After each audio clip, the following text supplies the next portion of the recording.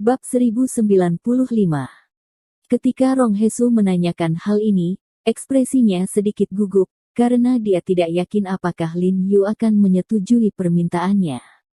Bahkan, dia juga mengambil kesempatan untuk mencoba, karena lebih baik daripada tidak mencoba, jika tidak ada begitu banyak orang. Dia tidak bisa melarikan diri sama sekali.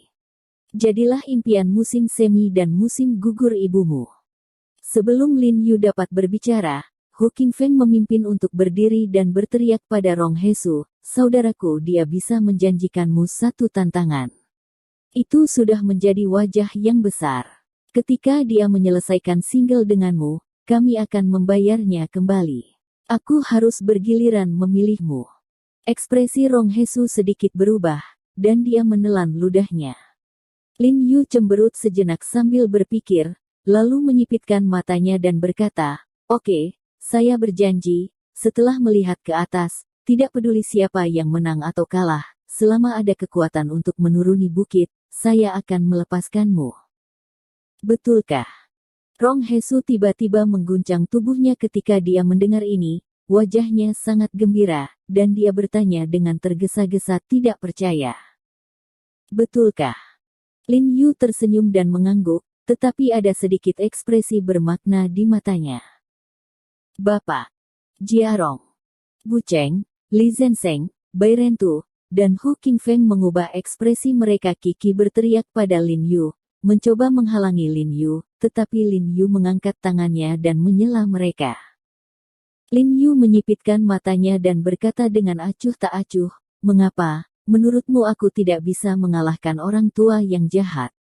Bagaimana aku menyiksa dan membunuh putranya, dan bagaimana aku akan membunuhnya hari ini?"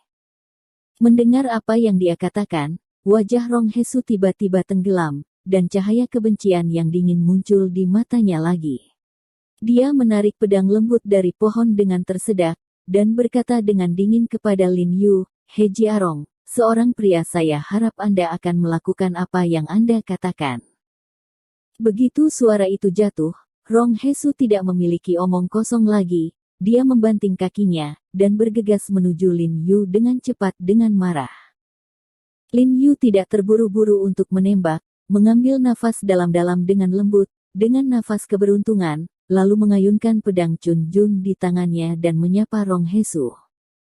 Rong Hesu terpengaruh oleh luka di tubuhnya, dan langkah serta kecepatan pedangnya sedikit lambat, tapi dia masih mengintimidasi. Baru saja Lin Yu terpaksa mundur lagi, dan dia sangat yakin bahwa saat ini, dia masih bisa sama seperti sebelumnya. Tapi apa yang tidak pernah dia duga adalah pedang Jun murni di tangan Lin Yu berubah dari cara yang kokoh sekarang, dan mengikuti pedang lembut di tangannya untuk berjalan di jalur yang lembut. Kemanapun pedang lembutnya berputar, pedang Chun Jun Lin Yu berputar kemanapun itu, seperti menempel pada pedang lembut di tangannya, secara langsung menghalangi gerakan pedang lembutnya dan membiarkan kekuatan pedang lembut di tangannya. Itu tidak bisa diposting sama sekali. Dan saat Anda beralih antara menyerang dan bertahan, pedang Jun murni di tangan Lin Yu telah mengambil keuntungan untuk sementara waktu. Dari waktu ke waktu, dia menusuk pedang di celah tubuhnya, dan dia pasti akan ditusuk. Mulut berdarah terakhir. Rong Hesu melihat bahwa dia tidak memiliki keunggulan dalam pertempuran dengan senjata. Dia memutar matanya dan berkata kepada Lin Yu, "Ilmu pedang kita sebanding, jadi lebih baik bersaing." Ini baik. Lin Yu tidak ragu sama sekali, tetapi setuju dengan sangat mudah, dan kemudian keduanya melemparkan senjata mereka ke tanah dan bertarung satu sama lain dengan tangan kosong.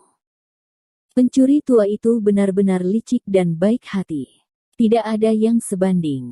Jelas dia akan kalah. Li Zhensheng mendengus dingin, dan berkata dengan sangat tidak nyaman.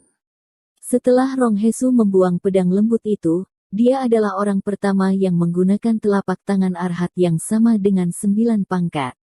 Dia langsung mengubah 9 cetakan telapak tangan dan menyerang tubuh Lin Yu. Lin Yu sedikit mengernyit, menatap dengan hati-hati pada bayangan telapak tangan Rong Hesu, dan pada saat yang sama menggunakan langkah-langkah misterius, melangkah mundur dengan saksama untuk menghindari tersentuh oleh angin telapak tangan. Rong Hesu melihat Lin Yu mundur lagi dan lagi, ekspresinya kewalahan, dan kecepatan di tangannya tiba-tiba meningkat lagi. Tetapi pada saat ini, Lin Yu, yang mundur, tiba-tiba menembak, menggenggam pergelangan tangan kanannya dengan sangat presisi, dan telapak tangan kanannya dengan kecepatan tangannya menghilang. Ekspresi Rong Hesu berubah drastis, melihat tangan kanannya ditangkap, tangan kirinya langsung melingkarkan telapak tangannya menjadi cakar, dan dia menarik ke arah dada Lin Yu dengan ganas. Namun, langkah kaki Lin Yu salah, dan sosoknya menghindari cakar dengan tajam, dan kemudian Lin Yu meraih pergelangan tangan kanannya dan membentak. Dengan suara yang tajam, seluruh pergelangan tangan kanan Rong Hesu langsung patah. Apa? Rong Hesu gemetar dan tidak bisa menahan jeritan, wajahnya langsung berkeringat. Namun, dia bereaksi cepat, mengertakkan giginya dengan keras, dan membanting kaki cambuk ke arah dada Lin Yu, mencoba untuk memaksa Lin Yu pergi. Tapi apa yang tidak dia duga adalah bahwa Lin Yu tidak menghindarinya sama sekali, sebaliknya, dia tiba-tiba meninju sambil menendang kakinya, dan meninju tempurung lututnya. Retak. Ada suara renyah lainnya, tinju Lin Yu tidak memiliki masalah, tetapi tempurung lutut kaki kirinya langsung hancur. Apa? Rong Hesu menjerit lagi, dan tanpa sadar mengangkat tangan kirinya. Beberapa sinar dingin ditembakkan dari manset, dan mengenai wajah Lin Yu. Lin Yu melepaskan pergelangan tangannya dan berbalik untuk menyembunyikan cahaya dingin. Rong Hesu akhirnya mendapat kesempatan untuk bernafas. Dia menendang tanah dengan kaki kanannya. Pada saat yang sama, tubuhnya dengan cepat membalikkan badan. Dia meraih pedang lembut di tanah dengan tangan kirinya dan menggunakan punggungnya untuk menopang tanah. Dengan tendangan, tubuh berubah seperti gasing yang berputar di tanah, dan pedang cepat menembus Lin Yu di belakang. Dia mampu membebaskan diri dan melakukan serangan balik dengan cepat dalam serangan yang berurutan dan rasa sakit yang parah, yang menunjukkan kekuatannya, dan dia yakin bahwa pedang ini tidak akan pernah meleset, karena orang biasa tidak akan pernah berpikir bahwa dia dapat menjadi bugar dalam keadaan seperti itu. Pedang tajam di punggungnya tertusuk. Selain itu, pedangnya bukanlah tusukan acak, tetapi tusukan lurus yang tepat di selangkangan Lin Yu. Tampaknya dia ingin menyelesaikan keturunan Lin Yu dengan satu pedang. Namun, apa yang tidak pernah dia duga adalah bahwa Lin Yu telah mengambil pedang Chunjun di tanah tanpa mengetahui kapan, dan sepertinya dia sudah lama berharap bahwa dia akan melakukan gerakan seperti itu. Jadi ketika dia menikam pedang ini, pedang Jun murni di tangan Lin Yu juga berkedip dengan dingin. Dia hanya merasakan pedang bersinar di depannya, dan kemudian seluruh lengan kirinya dan pedang lembut di tangannya terbang dan jatuh ke semak-semak di samping. Murid Rong Hesu tiba-tiba melebar, dan mulutnya terbuka lebar, sangat terkejut sehingga dia tidak bisa berbicara. Pedang secepat kilat Lin Yu langsung menebas sebagian besar lengan kirinya. Pada saat ini, rasa sakit yang membakar datang dengan tenang. Rong Hesu segera menjerit, dan mulai menangis, suaranya mengerikan. Tuan Rong, Anda telah membuat kesalahan terbesar. Fis takut menjadi muda.